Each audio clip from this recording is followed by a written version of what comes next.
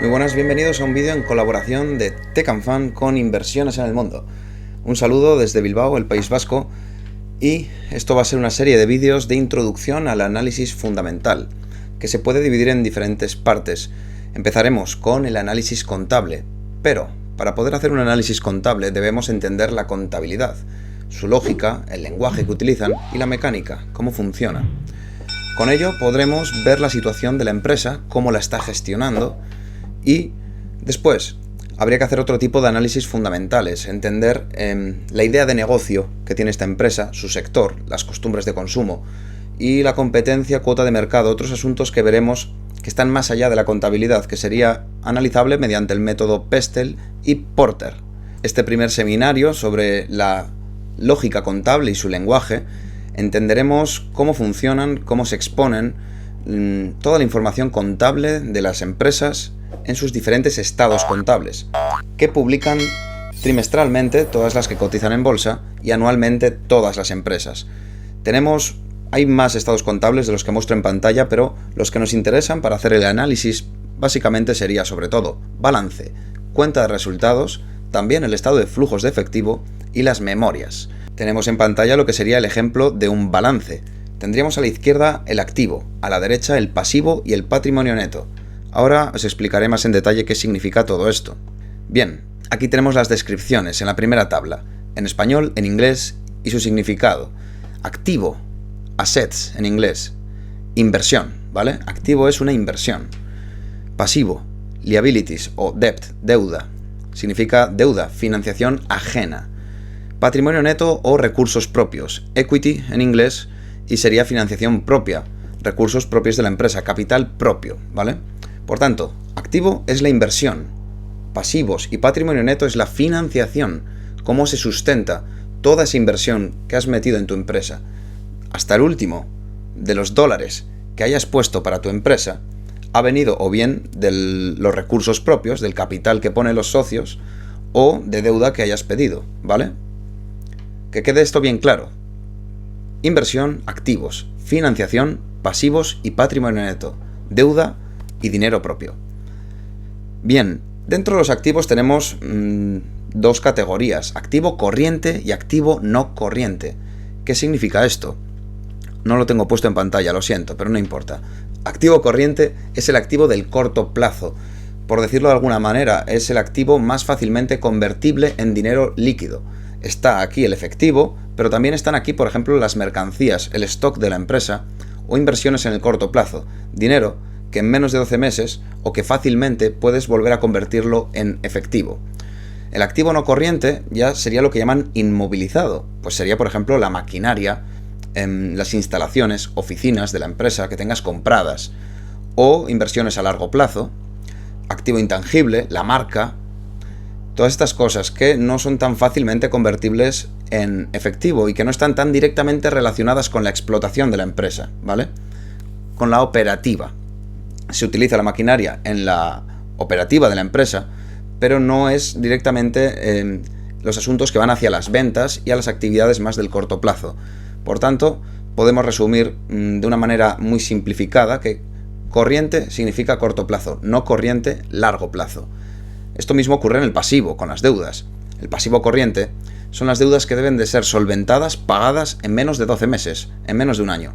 El pasivo no corriente serían las deudas que deben ser pagadas a partir de un año, que tienen el vencimiento a partir de los 12 meses. Tenemos aquí una serie de definiciones. Activo corriente más activo no corriente es el activo total, ¿vale? La suma de los dos, activo corriente y no corriente, nos daría el activo total, que es la inversión total, ¿vale? Pasivo corriente más el pasivo no corriente, las deudas del corto y largo plazo, nos daría el pasivo total, que sería el total de la financiación ajena.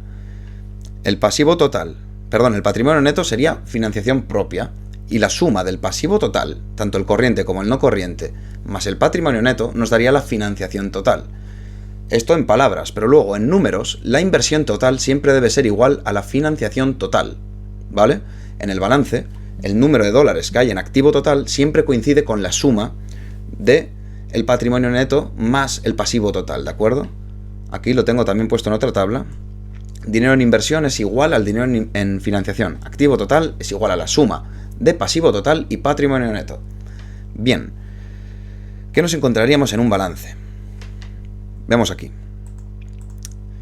Aunque en las páginas que podáis utilizar para estudiar las cuentas anuales de las empresas no siempre os lo van a poner en las tablas alineadas de esta forma, de por un lado la inversión, por el otro la financiación, a veces está todo de arriba hacia abajo, pero bueno, así se ve mejor, porque aquí está, esto suma lo mismo que esta, ¿de acuerdo? ¿Qué tendríamos en el activo corriente? Aquí lo tendríamos señalado. Primero aparecen los activos corrientes y luego la suma del total de ellos, ¿vale? Pues como hemos dicho, la tesorería, el efectivo y equivalentes, inversiones del corto plazo, deudores comerciales y cuentas a cobrar. Que os empiece a sonar todo esto, que entendáis qué significa esto. Esto significa clientes a los que la empresa le ha permitido llevarse el producto sin pagar, con una deuda por cobrar en menos de 12 meses. Van a tener que pagar eso los clientes. Esta partida, ¿vale? Cada uno de estos nombres son partidas del balance, ¿de acuerdo? Tesorería sería una partida, inversiones en el corto plazo es otra partida, que se engloban en un epígrafe, que sería efectivo e inversiones a corto plazo, que nos daría esto la suma de estas dos. De acuerdo, continuamos. Estas partidas podríais encontrarlas con otros nombres, por eso sobre todo es importante entender qué significan, para que aunque te aparezca con otro nombre, identificar qué información te está dando, ¿de acuerdo? Ese número, esa cantidad de dinero. Deudores comerciales y otras cuentas a cobrar, a veces también lo llaman clientes. En este caso, clientes en el corto plazo. Existencias, lo vas a encontrar como mercaderías, inventario, stock, pero existencias también se ve bastante. ¿Qué es esto? Pues simplemente tus productos ya listos para ser vendidos que todavía no se han vendido, que lo tienes en stock. Pagos por adelantado. Estos serían pagos que ha hecho la empresa a, por ejemplo, a proveedores. Has pagado antes de que te den el material que tú utilizas para fabricar y eso es un activo del corto plazo, que se supone que en el corto plazo te van a dar ese material y ya no van a estar en deuda contigo, ¿vale? Otros activos corrientes, cajón desastre. Aquí puedes meter pues 1000 cosas que pueden pasar en el día a día de una empresa y no hay una partida para absolutamente todas las realidades económicas, derechos que pueden ocurrir, ¿vale? Los activos también muchas veces son derechos. Se puede utilizar esta palabra, un pago por adelantado, el número que hubiera aquí, los dólares que hubiera señalados, es un derecho. Tienes un derecho a que te den la mercancía que has pagado, ¿vale?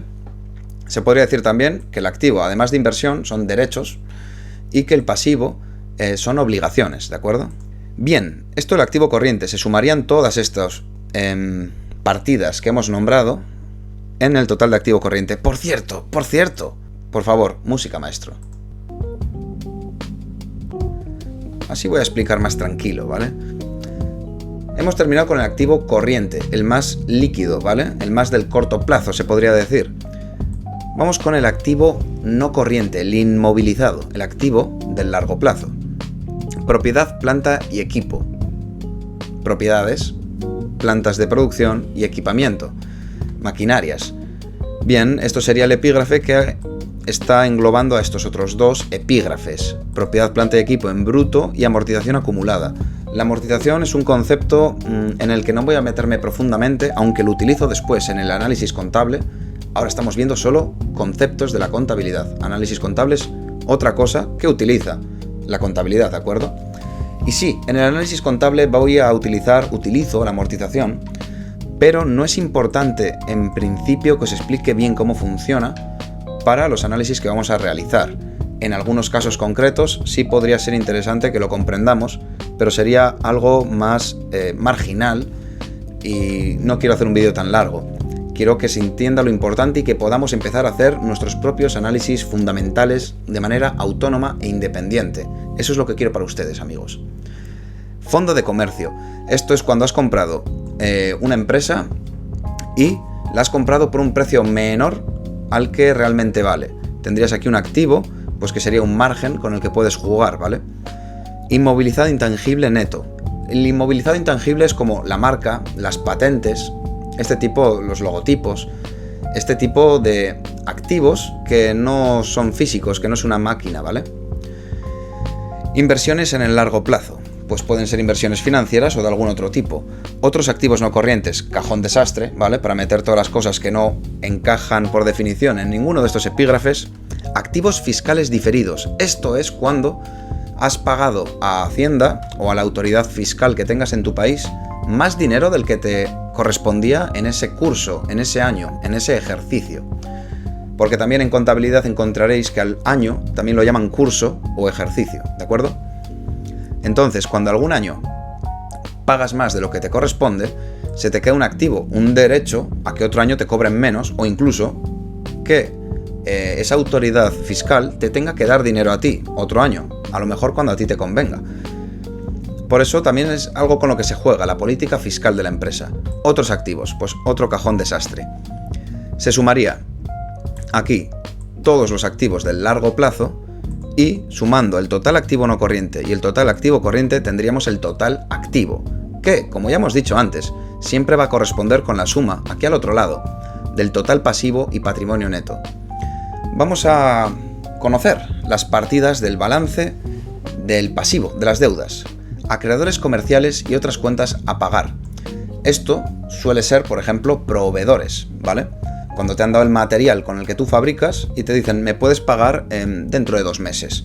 Por ejemplo, aquí tendrías una pequeña deuda operativa, ¿vale? Que tiene que ver con la actividad económica de tu empresa y que deberías dinero, por ejemplo, a proveedores o también aquí a pagar acumulado, pues sería un poco cajón desastre, gastos acumulados. Por aquí vendrían repartidos también las externalizaciones. Por ejemplo, si tienes una empresa distinta a la tuya, a la que contratas para que haga la limpieza, por ejemplo, o el transporte, lo haces con otras empresas y no les pagas en el momento de que te hacen el servicio, pues quedarían aquí estas deudas también apuntadas, ¿vale? Instrumentos financieros derivados. Deudas con entidades de crédito. Creo que esto queda bastante claro, ¿no? Lo que significa. Deudas con entidades de crédito, pues deudas con bancos. Otros pasivos corrientes, cajón desastre. Instrumentos financieros derivados.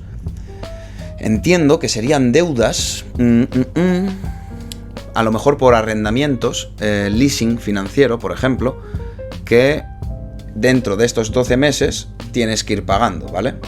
Pero bueno, esto suele ser deuda con coste, además, ¿vale? Instrumentos financieros derivados. Así que entraría junto a deudas con entidades de crédito como deuda con coste, deuda por la que suele haber que pagar intereses. En cambio, con los acreedores comerciales, los proveedores, no tiene por qué ser así, ¿vale? No suele serlo. Bien. La suma de todos estos epígrafes nos daría el total del pasivo corriente, el total de las deudas del corto plazo, deudas que deben ser solventadas, pagadas en menos de 12 meses, en el ejercicio actual, ¿vale? Pasaríamos al pasivo no corriente, al del largo plazo, deuda del largo plazo. Tenemos el epígrafe de saldos con entidades de crédito y otros pasivos financieros. Bien, deudas con entidades de crédito, deuda con bancos, créditos que hayas pedido a un banco, arrendamiento financiero. Como acabamos de explicar, pues, por ejemplo, una maquinaria que te estás haciendo una compra o una opción de compra mediante un leasing financiero, ¿vale? No vamos a entrar tampoco a explicar mucho esto porque no es necesario, simplemente saber que es deuda con coste. Eso sí va a ser importante saberlo para el análisis contable. Pasivos por impuesto diferido. Hemos explicado los activos fiscales diferidos, ¿vale? ¿Qué es un pasivo por impuesto diferido? Unos impuestos que deberías haber pagado y que no los has pagado. Queda ahí una deuda con el Estado, ¿vale? Con la autoridad fiscal pertinente. Pues sería lo contrario a esta otra partida, ¿de acuerdo?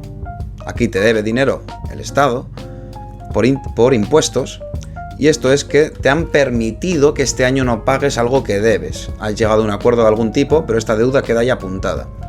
Intereses minoritarios. Esta partida es, como hemos puesto antes el ejemplo del fondo de comercio, cuando absorbes una empresa y no la compras al 100%, ¿vale? Imagínate que compro una empresa para que ya forme parte de la mía y en cambio solo me he comprado el 80% de la empresa. Por tanto, el 80% de los beneficios de esa empresa son los que me pertenecen. El 20% son de otros socios, a los que no les he comprado su participación. Entonces, esos socios tienen derechos sobre los beneficios de la empresa. Si no se los pago este año, ¿vale? Si me quedo yo todo el beneficio porque al tener el 80% soy el socio mayor y el que gestiona la empresa, quedaría esta deuda con esos socios minoritarios. Por eso se llaman intereses minoritarios. Quedaría una deuda con estos otros socios que también les pertenece esa empresa filial que he absorbido. Otros pasivos no corrientes, otro cajón desastre. Pues otro tipo de deudas del largo plazo que no tienen un nombre concreto para meterse en una partida concreta y no encajan en ninguna otra y se meterían aquí. De acuerdo. Total pasivo no corriente, pues todas las deudas del largo plazo las sumaríamos aquí. Total pasivo, pues sumar el total del pasivo corriente y el no corriente. Aquí, de acuerdo. Aquí tendríamos toda la deuda, toda la financiación ajena. Empezamos con el patrimonio neto, aquí abajo. Patrimonio neto pues es el capital real que pertenece a la empresa, el dinero que han puesto socios privados, ¿vale? Total de acciones preferentes, fondo de comercio, capital, prima de emisión, reservas, acciones propias en cartera, acciones a empleados, son como planes de jubilación esto, ganancias o pérdidas acumuladas y diferencias de conversión. Bien, acciones preferentes son un tipo de títulos de acciones que tienen preferencia, valga la redundancia, tienen ciertos derechos extras que un accionista normal al uso. Pueden tener, por ejemplo, derecho a comprar en una ampliación de capital que puedan tener preferencia. Ellos antes en comprar, antes que cualquier otra persona interesada. Pueden tener mayores dividendos que un socio común. También suele ser más cara, evidentemente, comprar una acción preferente. Si esta acción preferente se ha vendido mediante una ampliación de capital, pues vendría aquí esa cifra, ese dinero que ha entrado en la empresa y que es de la empresa, porque se ha vendido el derecho de ella, el derecho a participar en ella, y vendría aquí en la partida de patrimonio neto, porque es un recurso que pertenece a la empresa, ¿vale? No es deuda con nadie. Fondo de comercio. Vale.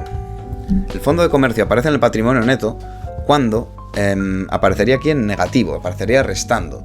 Cuando has comprado una empresa, bueno, sí, cuando has comprado una empresa por más valor del que vale, aparecería aquí un número en negativo, ¿de acuerdo?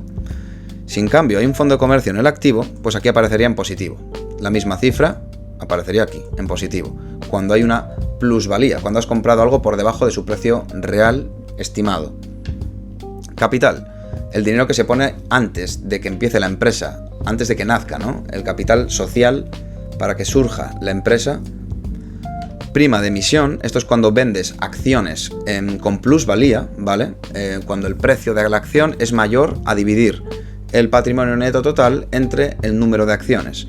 Le pones una plusvalía para ayudar a financiar la empresa y ese dinero de esa plusvalía de cada una de las acciones que tienen un poco más de coste, vendrías aquí con la suma total a poner ahí el número de dólares que cuenta la empresa gracias a esta forma de recaudar fondos.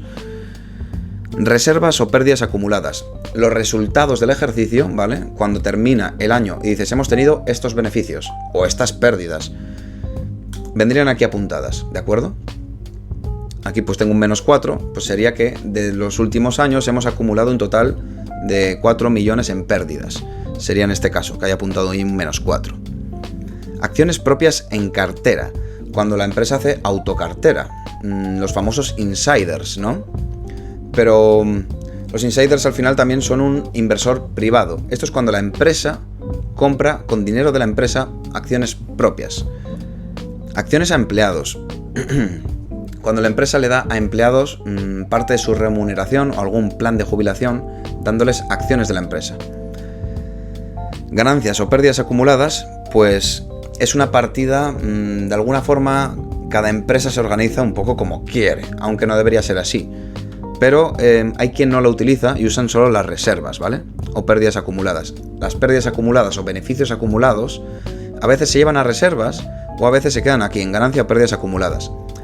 También hay quien lo usa en plan, aquí apuntarlas del último año, ganancias o pérdidas acumuladas, y en reservas ya al año siguiente pasan a sumarse aquí, en las reservas. Luego está diferencias de conversión. Esto es si la empresa tiene alguna divisa extranjera y la divisa cambia de precio.